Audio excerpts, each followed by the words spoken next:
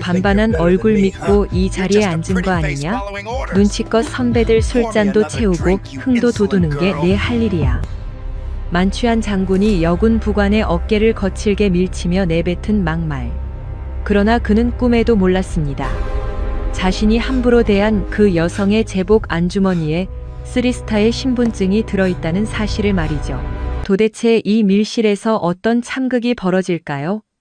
이야기 시작 전에 구독과 좋아요 버튼 꾹 눌러주시면 영상 제작에 큰 힘이 됩니다. 여러분의 따뜻한 응원에 힘입어 더 통쾌한 사연으로 찾아뵙겠습니다. 그럼 이야기 시작합니다. 강남구 청담동의 비밀스러운 고급 일식 요정. 가장 깊숙한 별실에서 왁자지껄한 웃음소리가 흘러나왔다. 이곳은 철저한 회원제로 운영되어 정계 거물이나 대기업 임원들이 남들의 시선을 피해 은밀히 회동하는 아지트였다. 완벽한 방음시설과 사설 경호원들의 통제 덕분에 내부의 대화는 절대 밖으로 새나가지 않았다. 이날 모임을 주최한 인물은 육군 군수사령부의 실세 최태준 준장이었다. 최태준 준장은 올해 55으로 육사 46기 출신의 엘리트였다. 군수물자 조달 분야에서만 잔뼈가 굵은 그는 별을 단 이후 사령부 내의 모든 입찰 안건을 좌지우지하는 절대 권력자로 통했다. 유독 방산 기업들과 끈끈한 유착 관계를 맺고 있어 굵직한 납품 계약 때마다 뒷돈이 오간다는 소문이 공공연한 비밀이었다. 이날 밤 최태준은 세상을 다 얻은 듯 기분이 들떠 있었다. 지난 반년 동안 공들여온 차세대 전술 드론 도입 사업이 드디어 결실을 맺었기 때문이다.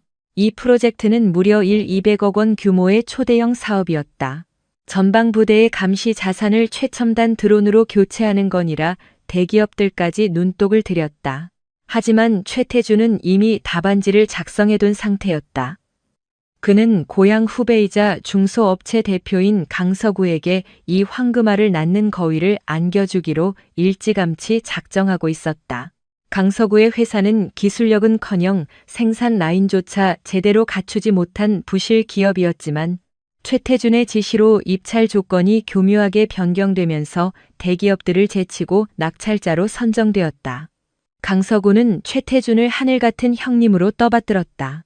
그는 오늘 밤 그 은혜에 보답하고자 거한 술판을 벌였다. 상다리가 부러질 듯 차려진 제철 해산물 코스 요리에 최고급 사케와 양주가 곁들여졌다. 분위기가 무르익자 강서구는 묵직한 칠 가방을 최태준의 의자 밑으로 슬그머니 밀어넣었다. 가방 안에는 5만 원권 현금 다발 대신 골드바 5개가 번쩍이고 있었고 그 옆엔 최고급 골프장 평생 회원권 증서가 놓여 있었다. 장군님, 아니 형님. 형님 덕분에 저희 같은 피라미가 용이 됐습니다. 이 은혜 평생 잊지 않겠습니다. 강서구는 비굴할 정도로 허리를 굽히며 아부했다. 최태준은 흡족한 미소로 담배 연기를 내뿜으며 대답했다. 강 대표, 자네가 내 비자금 관리하느라 고생한 거에 비하면 약소하지. 우린 한 배를 탄 사이야. 내년 예산은 더 늘어날 테니 기대해도 좋아. 이 술자리에는 사령부 핵심 참모인 대령 1명과 실무를 담당하는 중령 4명이 배석해 있었다. 겉보기엔 엘리트 코스를 밟아온 모범적인 장교들 같았지만 실상은 최태준이 만든 거대한 카르텔에 충실한 부역자들이었다. 오늘 이 자리에 동석했다는 사실만으로도 그들이 공범이라는 명백한 증거였다. 그들은 강서구가 건넨 뇌물의 의미를 뻔히 알면서도 눈 감았고 오히려 경쟁하듯 최태준에게 용비어 첨가를 읊어댔다. 장군님의 탁월한 리더십 덕분에 이번 감사도 무사히 넘어갔습니다. 차기 소장 진급은 따놓은 당상 아니겠습니까? 대령이 술을 따르며 분위기를 띄웠다. 최태준은 껄껄 웃으며 화답했다. 아직 샴페인 터뜨리긴 일러. 다음 달 예정된 군통신망 현대화 사업, 그게 진짜 대박이야. 그것까지 우리가 가져오면 자네들도 콩고물 좀 떨어질 걸세. 대화는 거침이 없었다. 국민의 혈세인 국방 예산을 어떻게 횡령할지에 대한 모의가 죄책감 없이 오갔다. 그들은 자신들이 성역 안에 있다고 착각했다. 이 은밀한 요정에서의 대화는 완벽히 보안이 유지된다고 믿었으며 설사 꼬리가 밟혀도 제 식구 감싸기식 군대 문화가 방패막이가 되어줄 거라 확신했다. 최태준 라인을 탔다는 안도감이 그들을 오만하게 만들었다. 말석에 앉은 중령이 강서구에게 은근슬쩍 물었다. 강 대표님, 통신망 사업 입찰 제안서는 다 만들어 두셨죠? 강서구는 비릿한 미소를 흘리며 대답했다. 물론입니다. 이번에도 최 장군님과 여러분만 믿겠습니다. 뒤는 제가 확실히 챙겨드릴 테니 걱정 마십시오. 좌중이 폭소를 터뜨렸다. 이미 승패가 정해진 도박판이었다. 최태준이라는 권력 아래 모든 입찰은 쇼에 불과했고 그들은 그 대가로 진급과 보직이라는 떡고물을 나눠 먹고 있었다. 부패의 카르텔은 생각보다 훨씬 깊고 단단했다. 바로 그때였다. 구석진 자리에서 조용히 휴대폰을 만지작거리고 있던 한 여성이 묘한 눈빛으로 그들을 응시했다.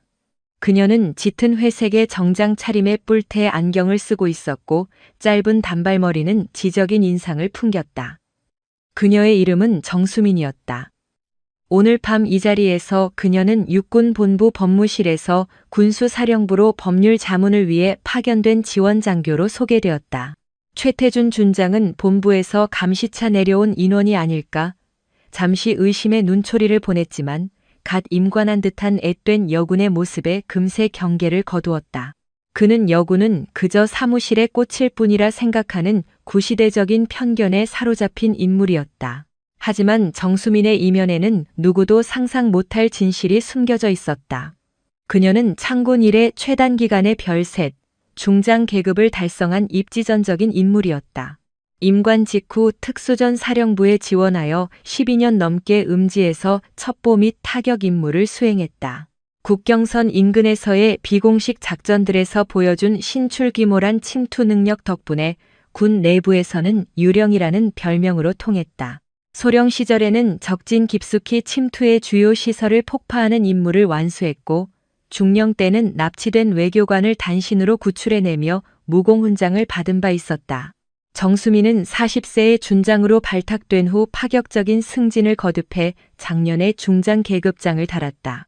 그리고 반년 전 육군본부 특별감찰단장이라는 무거운 자리에 앉게 되었다. 특별감찰단장은 군내 성역 없는 수사를 지휘하는 칼자루를 쥔 자리였다.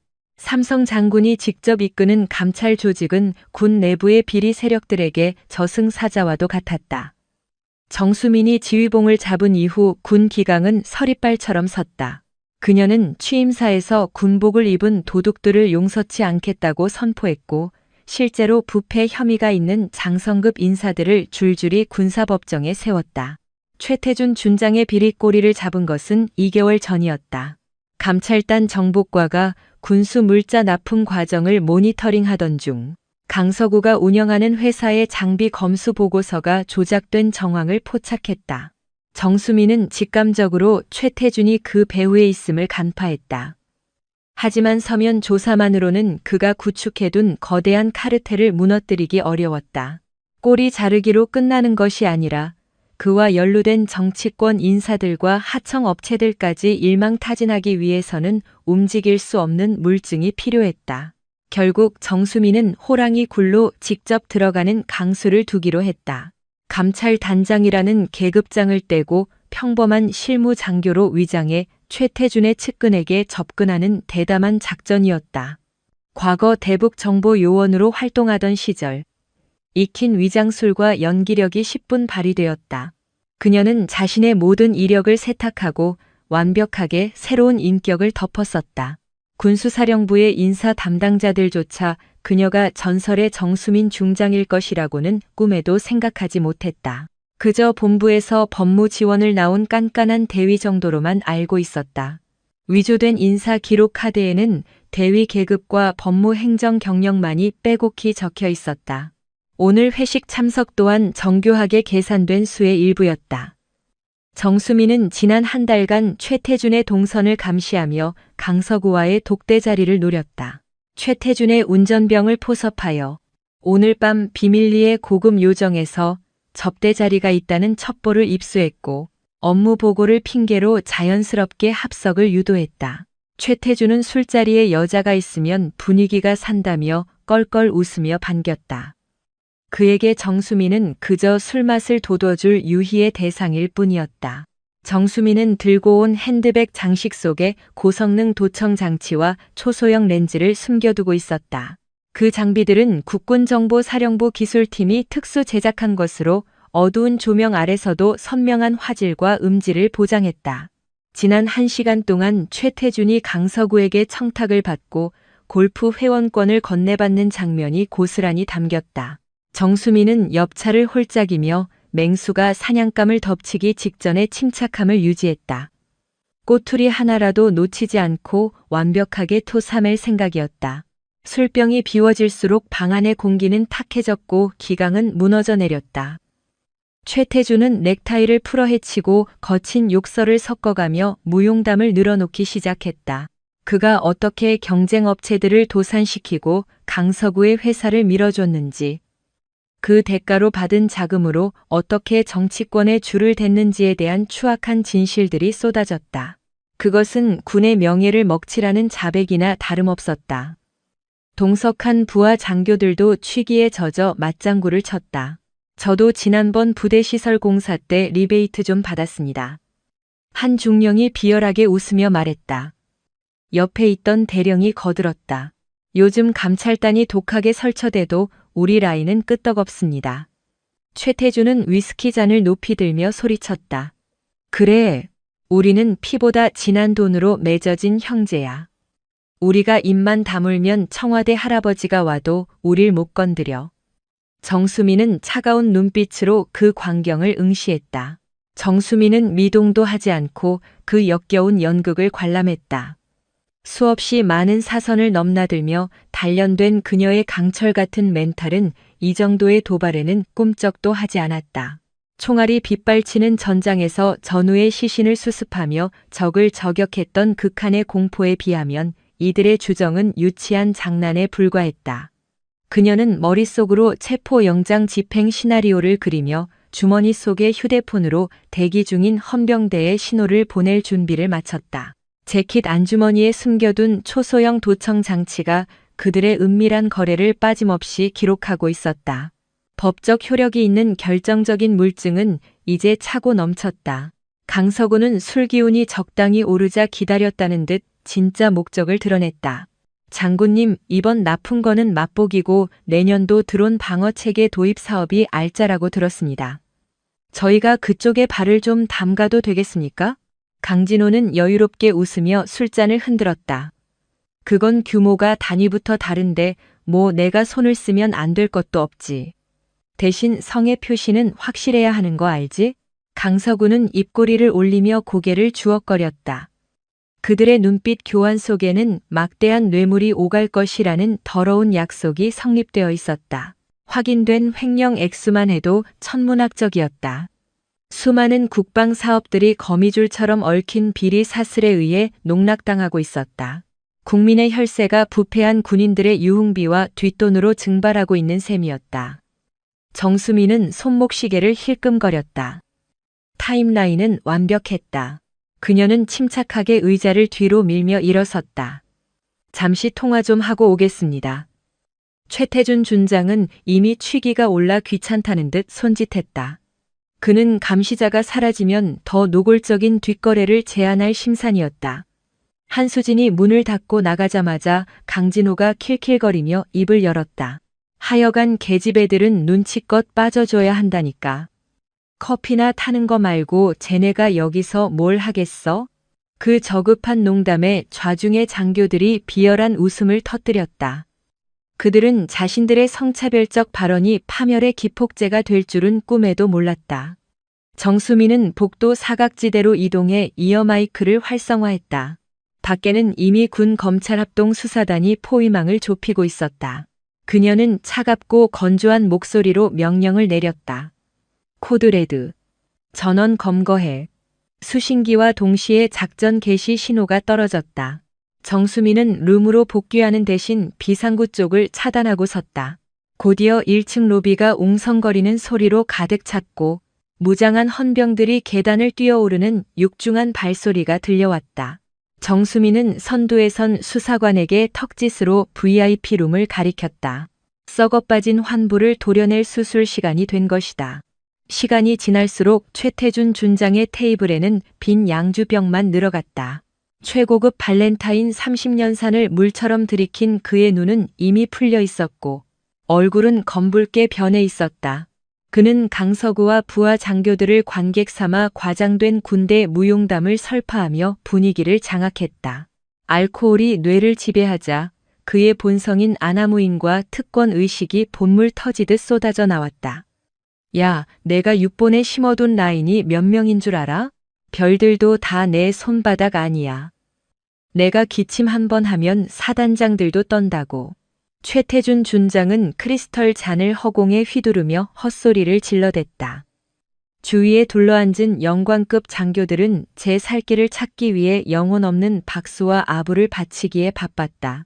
그들은 최태준 준장의 심기를 거스르는 순간 옷을 벗어야 한다는 사실을 본능적으로 알고 있었다. 진급 심사부터 보직 해임까지 그의 권력은 닿지 않는 곳이 없었기 때문이다. 독주를 털어넣은 최태준 준장은 흐릿한 시선으로 룸을 훑다가 구석 자리를 지키고 있는 한수진에게 시선을 고정했다. 그녀는 회식 내내 맹물만 홀짝이며 석상처럼 자리를 지키고 있었다. 취기가 오를 대로 오른 최태준 준장은 그 꼿꼿한 태도가 못내 불쾌했다. 마치 자신의 권위를 무시하고 훈계하는 듯한 느낌을 받았기 때문이다. 그는 중심을 잃고 휘청거리며 몸을 일으켰다. 어이, 거기 여군. 왜 똥 씹은 표정으로 앉아 있어? 최태준 준장의 혀 꼬인 목소리가 정막을 깼다. 정수민은 서늘한 눈빛으로 그를 응시할 뿐 대꾸하지 않았다. 그 흔들림 없는 눈동자가 최태준 준장의 비틀린 자격지심에 불을 지폈다. 별을 단 장군인 자신에게 일개 위관급 장교가 고개를 빳빳이 들고 있는 상황을 견딜 수 없었던 것이다. 최태준 준장은 한수진이 있는 쪽으로 비틀비틀 다가갔다. 부하들은 폭주하는 그를 말리기는커녕 흥미로운 구경거리가 생겼다는 듯 관망했다. 룸 안의 공기가 순식간에 살벌하게 얼어붙었다. 강서구 역시 재미있다는 듯 턱을 괴고 그들을 지켜봤다. 군대가 거꾸로 돌아가는구만. 막내가 빠져가지고 말이야. 선배 잔이 비었으면 알아서 채우고 아양도 좀 떨고 그래야 할 거 아냐? 최태준 준장은 한수진을 내려다보며 윽박질렀다. 그의 언사에는 여성을 동료가 아닌 유흥거리로 취급하는 천박한 인식이 깔려 있었다. 한수진은 미동도 하지 않고 그를 올려다보았다. 최정예 대테러 부대인 707 특임대 출신인 그녀에게 고작 알코올에 찌든 늙은 장군의 주사는 위협조차 되지 못했다. 총구가 겨눠지는 전장도 누비던 그녀였다. 단지 완벽한 현행범 체포를 위해 마지막 인내심을 발휘하고 있을 뿐이었다.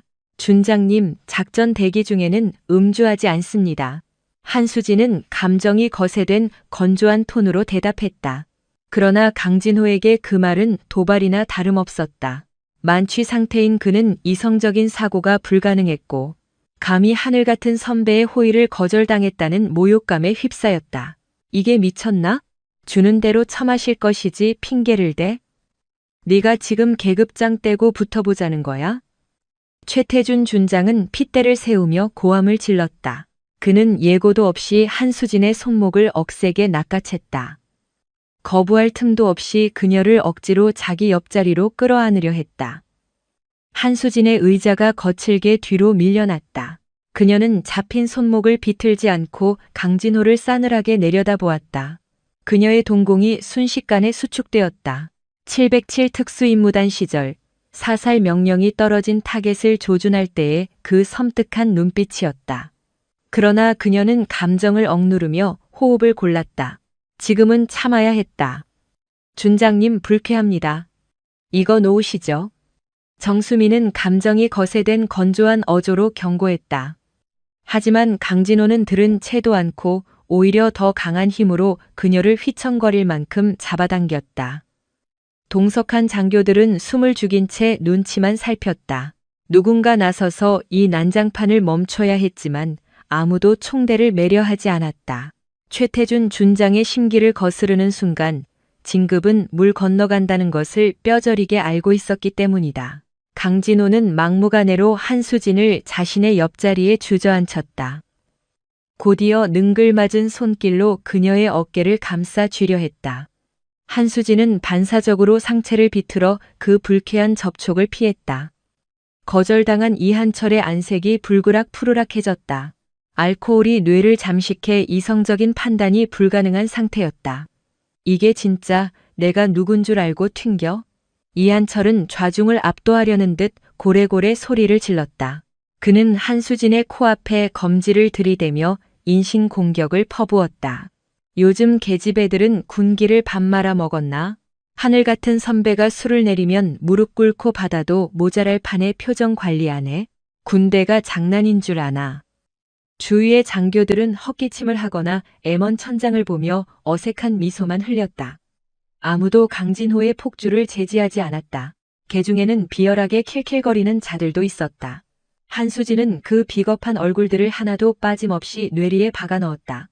침묵하는 방관자들 또한 가해자와 다를 바 없는 쓰레기라는 사실을 뼈저리게 되새겼다. 강진호의 행동은 선을 넘기 시작했다. 그는 한수진의 머리카락을 만지작거리더니 턱을 잡아 치켜 올리려 들었다. 한수진이 고개를 옆으로 돌려 피했지만 강진호는 끈질기게 손을 뻗어왔다. 기어이 그의 축축한 손가락이 한수진의 볼에 닿았다. 그는 풍평하듯 그녀의 얼굴을 훑어보며 막말을 내뱉었다. 반반하게 생겼네. 실력은 없고 얼굴로 비서관 자리 꿰찬 거 아니야? 여기가 무슨 모델 학원인 줄 아나? 이한철은 한수진의 볼을 톡톡 건드렸다. 타격감은 없었지만 마치 유흥업소 종업원을 대하듯 인간적인 모멸감을 주는 손짓이었다. 룸 안의 공기가 서늘하게 가라앉았다. 한수진의 눈동자 깊은 곳에서 살기가 피어올랐다. 707 특수임무단 시절 그녀는 지옥 같은 전장을 밥 먹듯 드나들었다. 적진 한복판에 홀로 낙하해 동료를 구해내고 무장 테러리스트들을 제압하며 인지를 지켜낸 베테랑이었다. 그런 그녀가 고작 술에 찌든 부패 군인 따위에게 이런 취급을 받고 있다는 사실이 기가 찰 노릇이었다. 그러나 한수진은 폭발 직전의 분노를 삼켰다. 이한철의 더러운 손을 쳐내는 대신 감정이 제거된 기계적인 톤으로 입을 열었다. 준장님, 마지막으로 경고합니다. 정식으로 사과하십시오. 목소리의 볼륨은 낮았지만 그 밑바닥에는 영하의 냉기가 깔려 있었다. 과거 작전 지역에서 적의 숨통을 끊기 직전에 보였던 그 서늘한 침착함이었다. 하지만 만취한 이한철에게 그 경고가 들릴 리 만무했다. 그는 헛웃음을 흘리더니 이내 박장대소했다. 뭐, 사과? 별이 대위 나부랭이한테 고개를 숙이라고? 이한철은 턱짓으로 주위를 가리키며 비아냥댔다. 야, 들었냐? 들어온 지 며칠 안 된 게 돌았나 보다. 나보고 빌란다, 빌어. 좌중의 장교들도 강진호의 눈치를 보며 억지 웃음을 터뜨렸다. 그들은 정수민을 그저 힘없는 파견직 장교 정도로만 여기고 사태 파악을 전혀 못하고 있었다. 그때 최중령이 비위를 맞추며 끼어들었다. 준장님, 요즘 것들은 정신교육을 새로 시켜야 합니다. 위아래도 모르고 아주 기고만장합니다. 부하의 맞장구에 이한철은 어깨가 으쓱해졌다. 그는 한수진을 깔보며 혀를 찼다. 내가 군밥 먹은 게 얼만데 어디서 훈계질이야? 너 군생활 종치고 싶어? 내일 아침 당장 인사참모부에 전화해서 너 같은 건방진 년은 짐 싸게 만들어줄 테니까 기다려. 한수진은 미동도 없는 표정으로 강진호를 응시했다. 그녀의 재킷 안쪽 단추로 위장된 초소형 카메라와 고성능 마이크가 이 추악한 광경을 실시간으로 담고 있었다. 성추행과 협박, 명백한 군형법 위반의 증거들이 차곡차곡 쌓이고 있었다. 이한철은 제 손으로 자신의 관뚜껑에 못을 박고 있었지만 술에 절어 상황 판단력을 상실한 지 오래였다. 강진호는 멈추지 않고 한수진을 희롱했다. 그는 끈적하게 그녀의 승모근을 주무르며 속삭였다. 아, 좀 웃어봐. 분위기 좋게 가자는데 왜 이렇게 뻣뻣하게 굴어? 한수진은 그의 손을 차갑게 밀어냈다. 그러나 강진호는 집요하게 다시 손을 뻗어왔다. 취기가 오를수록 그의 손길은 더욱 노골적이고 음습해졌다. 동석한 장교들도 슬슬 불편한 기색을 내비쳤으나 누구 하나 입을 떼지 않았다. 그들은 애써 시선을 허공에 두거나 빈 술잔만 만지작거리며 비겁한 침묵을 지켰다. 강서구 또한 난처한 표정으로 헌물을 켰다. 사업상 최태준 준장과 엮여있긴 했지만 이런 저질스러운 꼴까지 보고 싶진 않았다. 허나 그 역시 권력 앞에선 무력한 방관자일 뿐이었다. 그는 예고도 없이 정한나의 손목을 억세게 낚아챘다. 남자는 막무가내 힘을 써서 그녀를 자신의 옆 소파로 거칠게 끌어안으려 했다. 한수진은 엉거주춤하게 일어선 상태에서 강진호를 싸늘하게 노려보았다. 그녀의 동공이 차갑게 가라앉았다. 과거 707 특수임무단 시절 테러리스트를 조준하던 그 살기 어린 눈빛이었다. 그러나 그녀는 끓어오르는 감정을 억누르며 호흡을 골랐다. 결정적인 순간은 아직 오지 않았다. 준장님, 이거 놓으시죠. 정수민의 목소리는 낮지만 단호했다. 그러나 강진호는 아랑곳하지 않고 더욱 세게 그녀의 팔을 끌어당겼다. 좌중의 장교들은 숨을 죽인 채 눈치만 살폈다. 말리고 싶은 마음은 있었으나 최고 선임자의 심기를 거스르면 진급에 누락될까 두려웠던 것이다. 최무성은 결국 한수진을 자신의 옆자리에 강제로 착석시켰다. 이내 끈적한 손길로 어깨를 감싸려 들자 한수진은 유연하게 상체를 비틀어 그의 손을 피해냈다.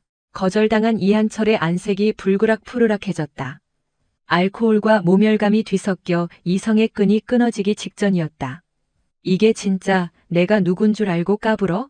이한철은 술집이 떠나가라 고함을 질렀다. 그는 한수진의 콧대 앞에서 삿대질을 해대며 인신공격을 퍼부었다. 요즘 계집애들은 군기가 빠져서 문제야. 하늘 같은 선배가 호의를 베풀면 넙죽 받아야지 어디서 눈을 부라려? 군대가 장난인 줄 아나. 주변의 장교들은 헛기침을 하며 시선을 돌리거나 비굴한 웃음을 흘렸다. 아무도 강진호의 폭주를 제지하지 않았다. 개중에는 권력에 기생하려 고개를 끄덕이는 자들도 있었다. 한수진은 비겁한 방관자들의 면면을 뇌리에 똑똑히 박아 넣었다. 침묵 또한 폭력의 일종임을 뼈저리게 느끼고 있었다. 강진호의 행동은 점입가경이었다. 그는 한수진의 턱을 움켜쥐려 더러운 손을 뻗어왔다.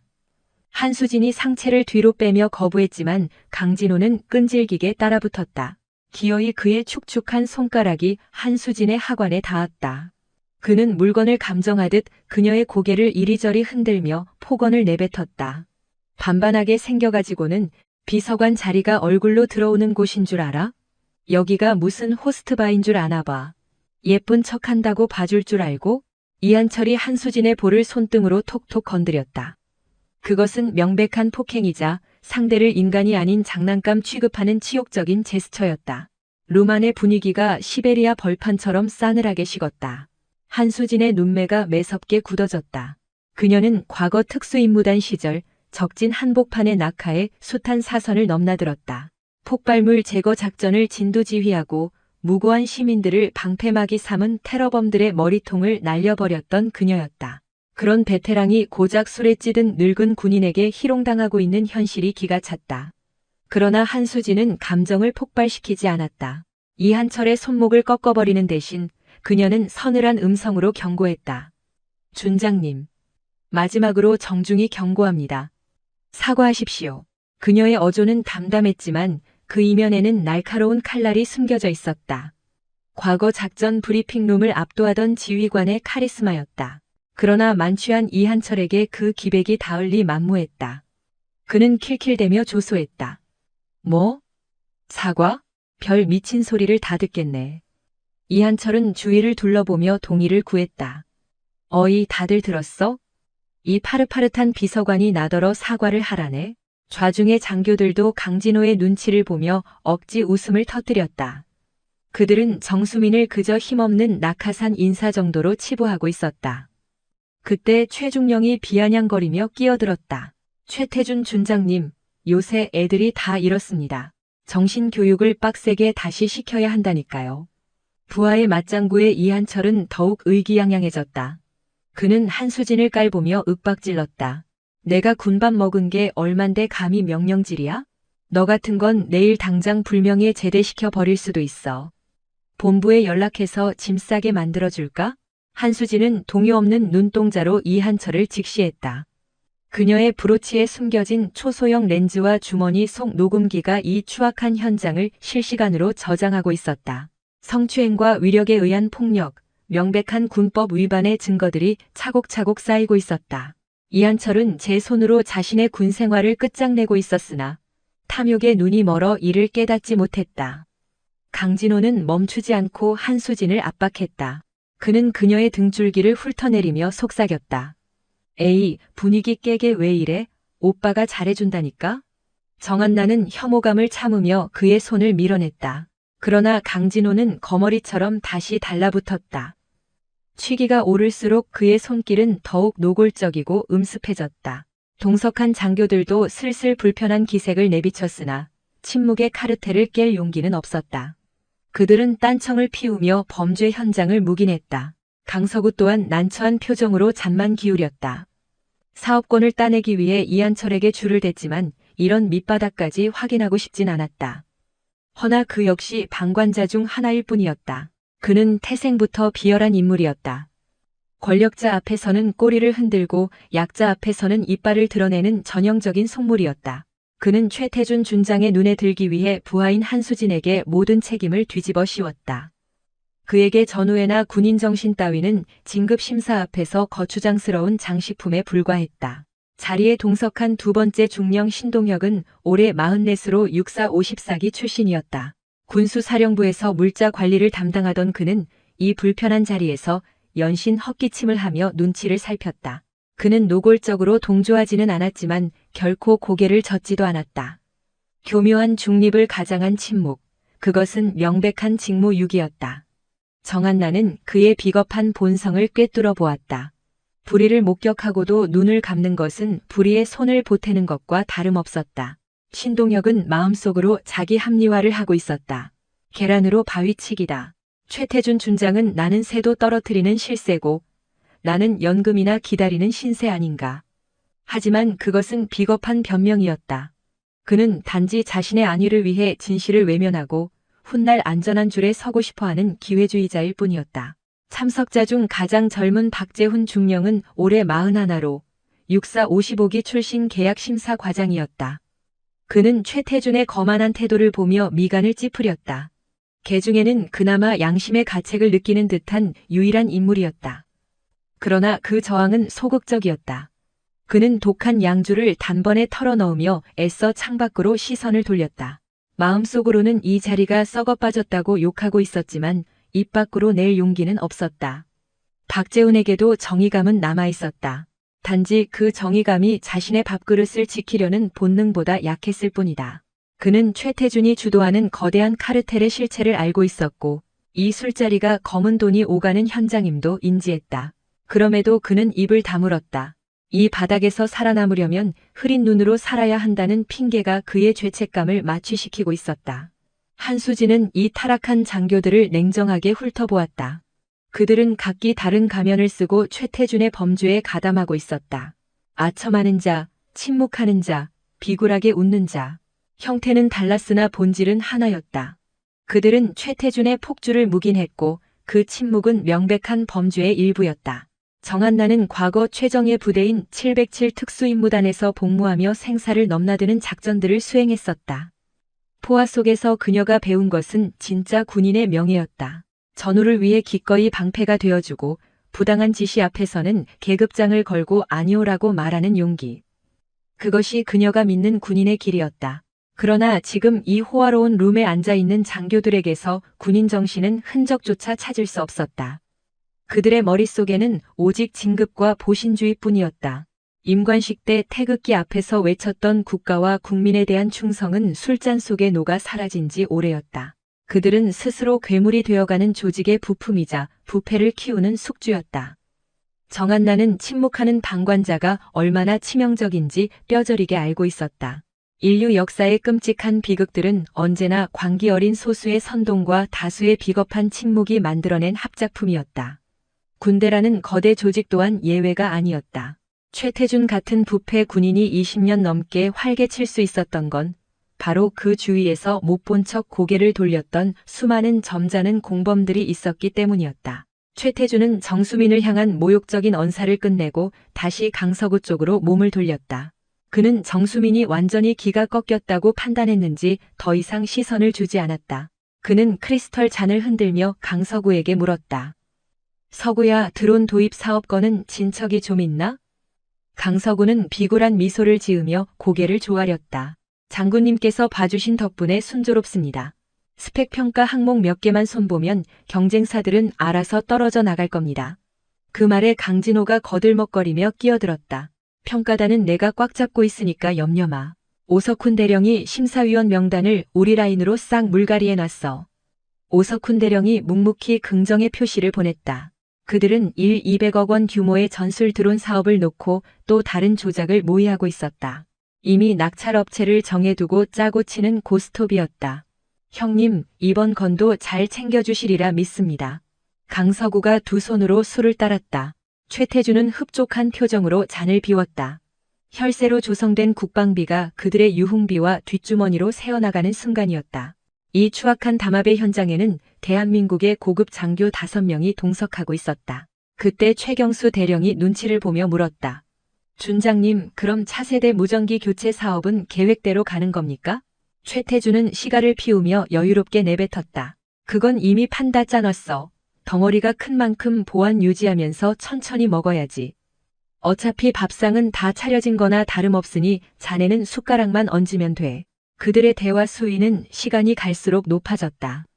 뇌물과 청탁이 마치 당연한 업무인 양호 같고 은폐하려는 시험조차 없었다. 방음이 완벽한 VIP 룸 안에서는 누구도 자신들을 건드릴 수 없다고 확신했기 때문이다. 그러나 그들은 꿈에도 몰랐다. 이 추악한 거래가 실시간으로 전송되고 있으며 그들의 범죄 행각이 낱낱이 디지털 데이터로 저장되고 있다는 사실을. 정수민은 옷깃에 달린 브로치 형태의 초소형 카메라를 은밀히 점검했다. 미세한 진동이 녹화가 정상적으로 이루어지고 있음을 알렸다. 최태준 준장의 폭언과 불법 자금 수수, 그리고 차기 방산 비리 모의까지 빠짐없이 포착되었다. 그 자리에 동석한 4명의 장교들이 낄낄거리며 이에 동조하는 추태 또한 고화질로 저장되고 있었다. 확보한 물증은 차고 넘쳤다. 더 이상 지체할 이유가 없었다. 한수진은 자연스럽게 몸을 일으켰다. 최태준 준장은 독한 위스키에 취해 그녀의 움직임 따위는 안중에도 없었다. 그는 강서구 및 다른 부하들과 검은 돈을 세탁할 방법에 대해 떠들고 있었다. 정수민은 떨리는 마음을 감추며 차분하게 말했다. 전화 좀 받고 오겠습니다. 최태준은 귀찮다는 듯 손짓했다. 빨리 하고 와. 그는 한수진이 드디어 권력 앞에 무릎 꿇었다고 착각했다. 이제야 주제 파악을 하고 고분고분해졌다고 믿었다. 그것은 되돌릴 수 없는 실수였다. 한수진이 룸을 빠져나가자 강진호는 비릿한 웃음을 흘리며 주위 사람들에게 속삭였다. 계집애들은 처음에 길을 꺾어놔야 해. 그래야 여기가 밖이랑 다른 줄 알지. 좌중의 장교들이 킬킬거렸다. 그들은 자신들의 목을 조여올 올가미가 이미 완성되었다는 사실을 까맣게 몰랐다. 한수진은 복도로 나오자마자 눈빛이 돌변했다. 그녀의 발걸음에는 망설임이 없었다. 국군정보사령부에서 첩보 요원으로 활동하며 익힌 대담함과 치밀함이 드러났다. 그녀는 비상구 쪽으로 이동하며 숨겨둔 이어 마이크를 활성화했다. 밖에는 이미 군 검찰 산하의 광역수사대가 포위망을 구축하고 있었다. 정수민은 CCTV 사각지대에서 통신 장비를 체크했다. 수전증 따위는 없었다. 수많은 대테러 작전을 수행하며 몸에 밴 강철 같은 평정심만이 있을 뿐이었다. 그녀는 송신 버튼을 누르고 짧고 굵게 명령을 내렸다. 타겟 확보 완료. 작전명 청소 개시. 이니어를 통해 즉각적인 복창이 들려왔다. 라저, 전 병력 즉시 진입합니다. 정수민은 장비를 갈무리하고 복도 중앙에서 시간을 셌다. 입술을 굳게 다문 채 마음속으로 초를 세기 시작했다. 건물 로비에서는 군 검찰 합동수사단이 들이닥칠 준비를 마쳤다. 현장 지휘는 박진혁 중령이 맡았으며 베테랑 수사관 8명이 그 뒤를 따르고 있었다. 그들은 MP 완장을 착용하고 있었으며 긴급 체포영장과 증거 수집을 위한 장비를 완벽히 갖추고 있었다. 입구에서 매니저가 당황하며 수사관들의 앞길을 가로막았다. 이보세요, 여기는 VIP 전용 클럽입니다. 함부로 들어오시면 안 됩니다. 박진혁 중령은 신분증을 들어보이며 단호하게 일갈했다. 군 수사기관입니다. 수사 방해로 체포되기 싫으면 당장 길을 터주시오. 기세에 눌린 매니저는 얼굴이 하얗게 질려 뒷걸음질 쳤다. 수사대는 지체 없이 비상계단을 통해 목표 지점인 2층으로 쇄도했다. 발소리를 죽이며 이동하는 그들의 동작은 신속 정확했다. 복도에서 기다리던 한수진이 수사관들을 맞이했다. 박진혁 중령이 가볍게 목례하며 상황을 알렸다. 박중령입니다. 진입 준비 끝났습니다. 정수민은 짧게 고개를 끄덕이며 세부 사항을 지시했다. 용의자는 총 6명, 최태준 준장의 신병 확보가 최우선입니다. 나머지는 도주하지 못하게 막고 전원 연행하세요. 핵심 증거는 테이블 위 태블릿 PC에 있습니다. 알겠습니다. 즉시 진입합니다. 박진혁 중령은 팀원들에게 수신호로 진입 사인을 보냈다. 모든 준비는 끝났다. 정수민은 수사관들을 대동하고 문제의 룸으로 성큼성큼 다가갔다. 그녀의 눈빛은 결의에 차 있었다. 이 지긋지긋한 부패의 고리를 끊어낼 순간이었다. 룸 안은 여전히 흥청망청한 분위기였다. 최태준 준장은 강서구와 차세대 드론 납품건을 논의하며 탐욕스러운 웃음을 터뜨리고 있었다. 그는 한수진이 자리를 비운 틈을 타 본색을 드러냈다. 서구야. 이번에 무기 도입 사업 예산 뻥튀기 한 거 규모가 얼마나 되지? 강서구는 눈치를 살피며 은밀하게 속삭였다. 형님 스위스 계좌로 10억 꽂아드렸습니다. 오석훈 대령님과 최경수 대령님 목도 세탁해서 준비해뒀고요. 최태준은 흡족한 미소를 지으며 술잔을 비웠다. 오석훈 대령과 최경수 대령은 떨어질 콩고물을 생각하며 침을 삼켰다. 국민의 혈세가 그들의 뒷주머니로 들어가는 구체적인 정황이 포착되는 순간이었다. 쾅! 굉음과 함께 굳게 닫혀있던 문이 부서질 듯 열렸다. 꼼짝 마. 군 검찰 특수수사단이다. 박진혁 중령의 우렁찬 호통이 신뢰를 압도했다. 무장한 수사관들이 순식간에 들이닥쳐 퇴로를 완벽하게 차단했다. 흥에 취해 있던 룸 안의 공기가 일순간에 얼어붙었다. 최태준은 들고 있던 양주잔을 떨어뜨렸고 강서구는 사시나무 떨듯 떨며 하얗게 질려버렸다. 동석한 장교들은 우왕좌왕하며 패닉 상태에 빠졌다. 최태준은 애써 취기를 몰아내며 비틀거리는 몸을 일으켜 세웠다. 그는 핏발선 눈으로 고래고래 소리를 질렀다. 이 새끼들 뭐야? 어디라고 함부로 쳐들어와? 내가 누군지 몰라? 나 최태준 준장이야. 당장 책임자 나오라고 해. 최태준 준장은 어깨에 별을 과시하며 으름장을 놓았다. 그러나 박진혁 중령은 눈 하나 깜짝하지 않았다. 그는 서늘한 목소리로 고지했다. 최태준 준장님, 육군본부 검찰부에서 나왔습니다. 뇌물수수 및 직권남용 혐의로 긴급 체포합니다. 최태준의 미간이 험악하게 구겨졌다. 그는 쥐새끼처럼 퇴로를 살폈으나 무장한 헌병들이 이미 사방을 에워싼 뒤였다. 밀폐된 룸 안에서 도주할 곳은 없었다. 궁지에 몰린 그는 악을 쓰기 시작했다. 체포? 내 놈들이 제정신이야? 난 결백해.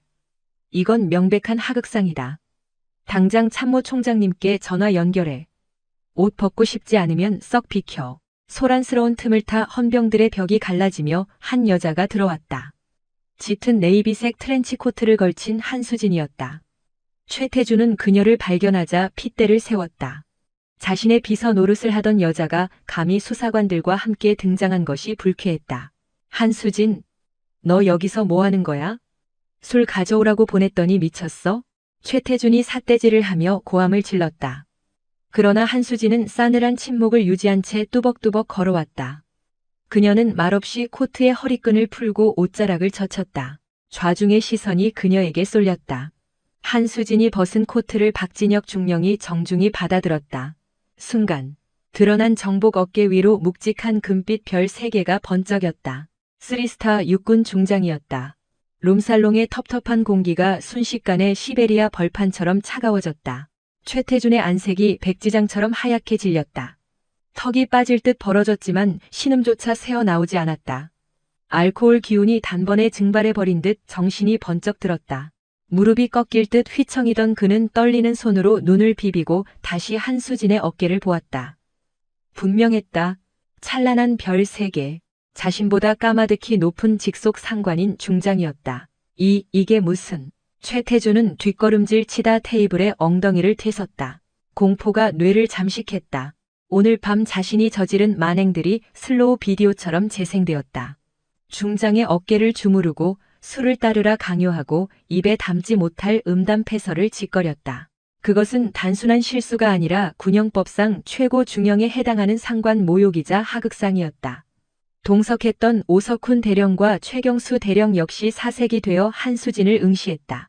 그들의 눈동자에 절망이 어렸다. 대한민국 육군의 몇 안 되는 쓰리스타가 직접 위장 잠입을 했다는 것. 이것은 단순한 비리 적발이 아니라 군 수뇌부가 승인한 기획 수사라는 뜻이었다. 한수진은 매서운 눈으로 룸 내부를 스캔했다. 야전에서 적의 숨통을 끊을 때 보였던 맹수의 눈빛이었다. 그녀가 또각또각 구두 소리를 내며 다가오자 최태준은 구석으로 몰렸다. 벽에 가로막혀 오도 가도 못하는 신세가 된 그는 쥐구멍이라도 찾고 싶은 심정이었다. 코앞까지 다가선 한수진이 그를 내려다보며 얼음장 같은 선고를 내렸다. 최태준 준장. 나는 육군본부 감찰실장 한수진 중장이다. 내 놈의 군복을 벗기러 직접 왔다. 그 위험에 짓눌린 최태준은 털썩 주저앉고 말았다. 그는 바닥에 이마를 내쓰며 비굴하게 읍소했다. 실장님, 제가 잠시 미쳤나 봅니다. 죽을 죄를 지었습니다. 한 번만 살려주십시오. 그러나 한수진의 표정에는 일말의 자비도 없었다. 그녀는 벌레를 보듯 그를 내려다보며 미란다 원칙을 읊조리듯 죄목을 나열했다. 최태준, 귀관을 군형법 위반 특가법상 뇌물수수, 그리고 상관 모욕 및 성폭력 혐의로 긴급 체포한다.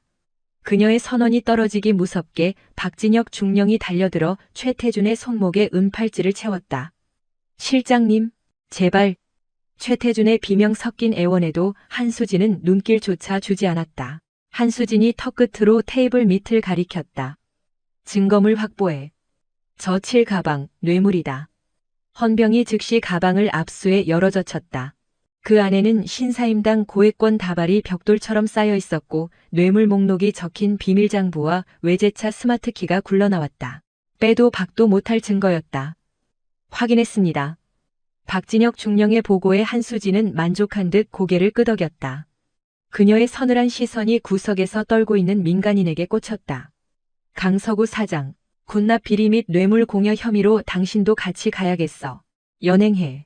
강서구는 사시나무 떨듯 떨며 신분증을 내밀었다. 식은땀으로 범벅이 된 그의 얼굴에는 절망만이 가득했다. 공들여 쌓은 부패의 탑이 와르르 무너지는 순간이었다. 한수진은 이제 공범이나 다름없는 나머지 장교들을 천천히 훑어보았다. 오석훈 대령, 최경수 대령, 최민석 중령, 신동혁, 박재훈. 그들은 사색이 된 얼굴로 서로의 눈치만 살피고 있었다. 전원 긴급 체포 대상임을 고지합니다. 이곳에 발을 들인 이상 단순 참고인이 아닌 공범으로 간주됩니다. 정수민의 서늘한 일갈에 장교들의 입술이 파랗게 질렸다. 단순한 접대자리가 아니라 빠져나갈 수 없는 덫에 걸렸음을 직감한 것이다. 오석훈 대령이 억울하다는 듯 다급하게 입을 열었다. 단장님, 오해입니다. 저희는 그저 호출을 받고. 그러나 정수민은 차갑게 손을 들어 그의 말을 막았다. 진술은 취조실에서 듣겠습니다. 지금부터 전원 신병 확보 및 신원 조회를 실시합니다. 수사팀 즉시 움직이십시오. 요원들이 장교들의 휴대전화를 압수하고 신분을 확인하는 동안 누구 하나 거칠게 항의하지 못했다. 이미 상황은 종료된 것이나 다름없었다. 한수진은 테이블 위에 놓인 태블릿 PC의 화면을 켰다. 이 서버에는 오늘 밤 오고 간 암호화폐 전송 내역과 대화 로그가 실시간으로 백업되었습니다. 입찰 담합 시도, 불법 자금 수수, 그리고 강압적인 성범죄의 정황까지 빠짐없이 담겨 있죠. 정수민의 설명에 이한철은 다리에 힘이 풀린 듯 주저앉았다. 그는 깊은 수렁에 빠진 사람처럼 멍하니 바닥만 응시했다. 강서구 역시 땀으로 범벅이 된 채 떨고 있었다. 군인으로서의 명예는커녕 인간으로서의 삶도 끝장난 순간이었다. 한수진은 박진혁 중령을 바라보며 단호하게 명령했다. 최태준 준장과 강서구를 현행범으로 긴급 체포해. 나머지 인원은 격리 후 48시간 내로 헌병대 소환장을 발부하도록. 알겠습니다. 박진혁 중령이 절도 있게 답하며 수갑을 꺼내 들었다. 수사관들이 몸을 가누지 못하는 강진호를 억지로 일으켜 세웠다. 강서구의 손목에도 차가운 금속 수갑이 채워졌다. 두 죄인은 도살장에 끌려가는 짐승처럼 비틀거리며 방을 빠져나갔다. 흥청거렸던 연회장은 이제 폴리스라인이 쳐진 증거 보존 구역일 뿐이었다. 정수민은 씁쓸한 눈빛으로 현장을 일별했다. 식어버린 랍스터와 뜯지 않은 양주병들이 탐욕의 허무한 결말을 보여주고 있었다. 최태준 준장과 강서구의 체포 소식은 이튿날 대한민국을 뒤흔들었다. 모든 방송사가 정규 방송을 중단하고 군 수뇌부의 비리를 속보로 타전했다. 200억 원대의 차세대 드론 도입 사업 비리와 추악한 성범죄가 낱낱이 까발려지자 국민들의 분노는 극에 달했다.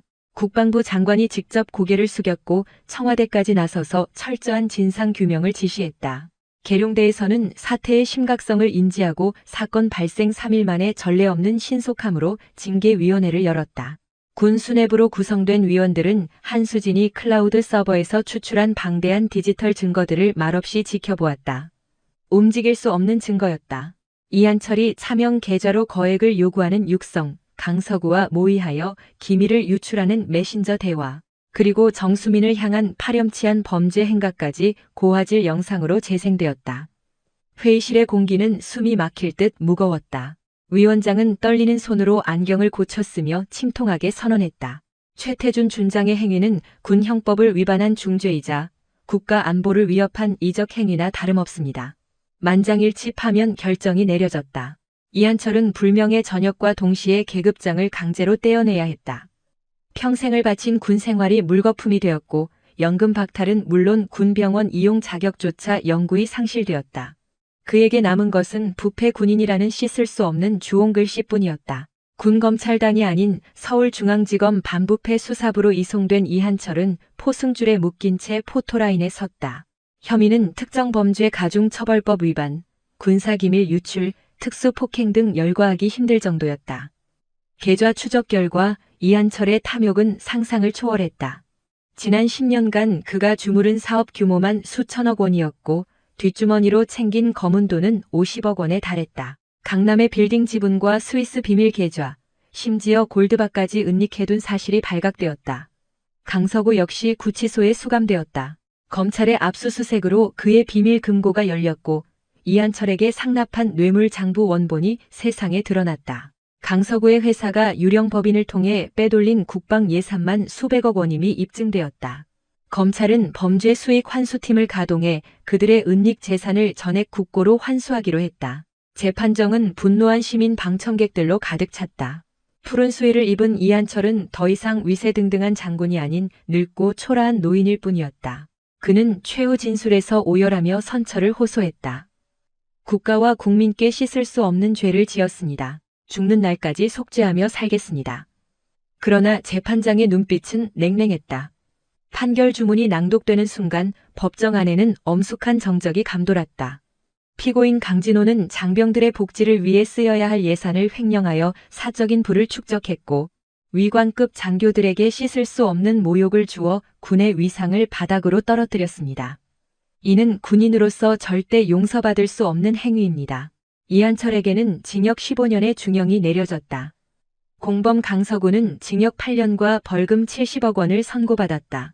판결이 내려지는 순간 두 사람은 다리가 풀려 자리에 주저앉고 말았다. 그러나 심판의 칼날은 거기서 멈추지 않았다.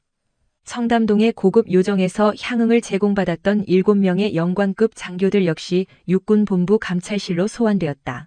정수민은 조사실에서 그들을 1대1로 대면하며 강도 높은 신문을 이어갔다. 정수민의 추궁은 예리한 송곳 같았다. 오석훈 대령은 억울하다는 표정으로 항변했다. 실장님, 저는 분위기를 맞췄을 뿐 돈은 받지 않았습니다. 시키는 대로 했을 뿐입니다. 정수민은 싸늘하게 일갈했다. 범죄 현장을 보고도 침묵한 것은 공모나 마찬가지입니다. 당신은 군인의 양심을 팔았습니다. 오석훈은 할 말을 잃었다. 그는 결국 정직 3개월의 중징계를 받고 주요 보직에서 배제되었다. 명예로운 전역은커녕 장군 진급 심사 대상에서 영구히 제외되는 불명예를 안게 되었다. 최경수 대령의 죄질은 더욱 나빴다. 그는 이한철의 지시로 입찰 서류를 정교하게 위조한 실무 책임자였다. 정수민이 확보한 비밀 장부 앞에서 그는 모든 혐의를 시인할 수밖에 없었다. 그는 파면 조치되었고 군사법원에서 실형을 선고받아 감옥으로 향했다. 휘하의 중령들도 책임을 피하지 못했다. 최민석 중령은 비리에 적극 가담한 혐의로 군복을 벗어야 했고 신동혁 중령은 감봉 3개월의 징계를 받았다. 단순히 자리를 지켰던 박재훈 중령조차 경고 조치와 함께 차기 진급 심사에서 자동 탈락되었다. 정수민은 징계 대상자들을 향해 무겁게 입을 열었다. 여러분은 군복의 무게를 견디지 못했습니다. 불의에 눈 감고 동료의 타락을 방관한 대가입니다. 계급장이 권력을 보장할 순 있어도 명예까지 지켜주진 않습니다. 부끄러운 줄 아십시오. 그녀의 뼈있는 일침의 장교들은 고개를 들지 못했다. 뒤늦은 후회와 수치심이 그들을 짓눌렀다. 사태 수습 후 정수민은 강동철 육군 참모총장을 독대했다. 총장님, 이번 건은 썩은 환부의 일부일 뿐입니다. 도려내지 않으면 전체가 위험합니다. 대수술이 필요합니다. 강동철 총장은 결단을 내린 듯 답했다. 감찰실장에게 전권을 위임하겠네. 예산과 인력은 걱정 말고 군의 기강을 바로 세워주게. 정수민은 즉시 대대적인 사정을 시작했다. 반년 동안 이어진 고강도 감사 결과 15명의 장군과 80여 명의 영관급 장교가 옷을 벗거나 사법 처리되었다. 인사청탁부터 납품 비리까지 죄목도 다양했다. 비리업체 40곳이 퇴출당했고 국고 800억 원이 환수되는 성과를 거두었다. 정수민은 시스템 개혁을 단행했다. 군수 계약에 블록체인 기술을 도입해 투명성을